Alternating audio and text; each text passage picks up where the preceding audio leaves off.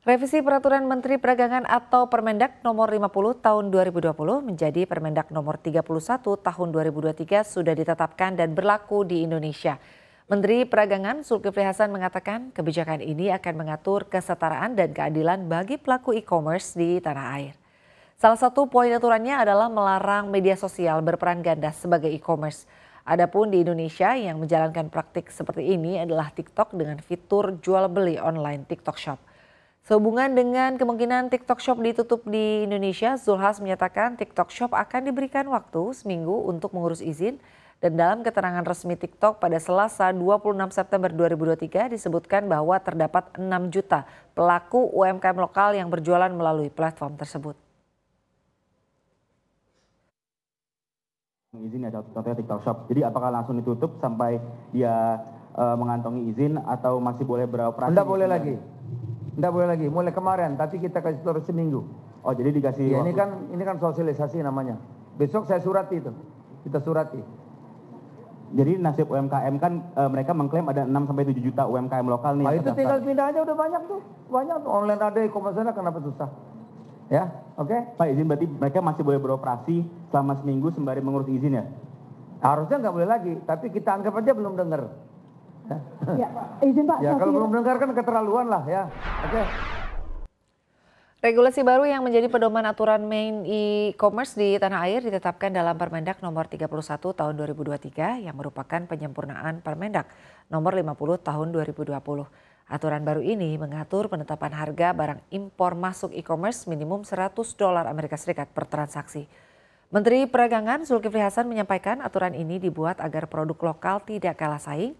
Pasalnya banyak ditemui barang impor yang dijual di Indonesia dengan harga miring karena tidak perlu mengurus berbagai ketentuan ketat layaknya produk di dalam negeri. Selain itu, Zulkifli juga membeberkan syarat untuk menjajakan barang impor, salah satunya pedagang e-commerce harus memberikan bukti bahwa barang impor sudah terstandarisasi sesuai ketentuan di Indonesia untuk mekanisme pemberlakuannya dan akan diadakan razia.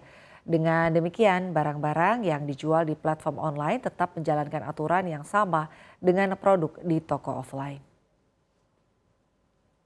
Kapan harga minimum sebesar $100 per transaksi? Ya. Barang asal luar negeri. Nah, kalau bukan boleh, bebas saja silakan berapa aja. Ya. Yang diperbolehkan langsung masuk ke Indonesia melalui platform e-commerce yang memfasilitasi perdagangan lintas negara atau cross border. Ini nggak bisa lagi kecil-kecil, $1, setengah dolar. Jadi satu transaksi mungkin isinya berapa banyak nggak apa-apa, tapi ada nilainya. Pemerintah akhirnya memastikan praktek jual beli di media sosial dilarang dalam Peraturan Menteri Perdagangan atau Permendak Nomor 31 Tahun 2023. Aturan baru ini juga melarang pelaku perdagangan e-commerce sekaligus bertindak sebagai produsen. Menteri Perdagangan Zulkifli Hasan menjelaskan dalam Permendak Nomor 31 Tahun 2023 tentang perizinan usaha, periklanan, pembinaan dan pengawasan pelaku usaha dalam perdagangan melalui sistem elektronik media sosial bergerak sebagai salah satu wadah perdagangan melalui sistem elektronik namun tanpa transaksi jual beli. Artinya media sosial hanya diizinkan sebagai wadah untuk menawarkan dan mempromosikan barang atau jasa. Selain itu, Permendak baru ini juga melarang pelaku perdagangan e-commerce untuk sekaligus bertindak sebagai produsen. Zulkifli Hasan menegaskan jika marketplace ingin jadi produsen harus membuat izin yang sesuai. Sementara itu, pengertian marketplace dan social commerce juga tidak mencantumkan diperbolehkan sebagai produsen. Marketplace diartikan sebagai tempat untuk transaksi dalam sistem elektronik, sedangkan social commerce merupakan media sosial yang bisa mempromosikan barang dan ataupun jasa yang di dalamnya memuat fitur menu dan sejumlah fasilitas lain. Bagi marketplace dan social commerce bertindak sebagai produsen, jangan diborong. Dia kan platform digital, jangan sampai jadi produsen juga. Atau media saya misalnya TV terus jualan juga, punya merek juga, oh nggak bisa begitu. Nah, dia platform digital, e-commerce maupun social commerce tidak bisa jadi produsen. Di semua diborong itu, jadi pemborong nggak bisa diatur sekarang ditata. Asosiasi Pengusaha Indonesia Apindo mendukung keputusan pemerintah yang memisahkan platform media sosial dan e-commerce.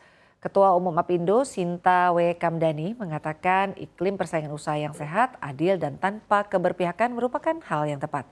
Karena itu Apindo mengapresiasi dirilisnya Peraturan Menteri Perdagangan Permendak Nomor 31 Tahun 2023. Dengan aturan ini, harapannya semua pelaku e-commerce juga bisa memberikan peluang bagi usaha mikro kecil dan menengah atau UMKM untuk berkembang. Secara terpisah, Wakil Ketua Bidang Digital Apindo Tirza Renata Munusami pun menyatakan pemisahan modal bisnis marketplace, produsen, media sosial, dan e-commerce merupakan hal yang tepat. Karena ini akan menjamin tidak adanya pihak yang mendominasi rantai perdagangan online dari awal hingga akhir.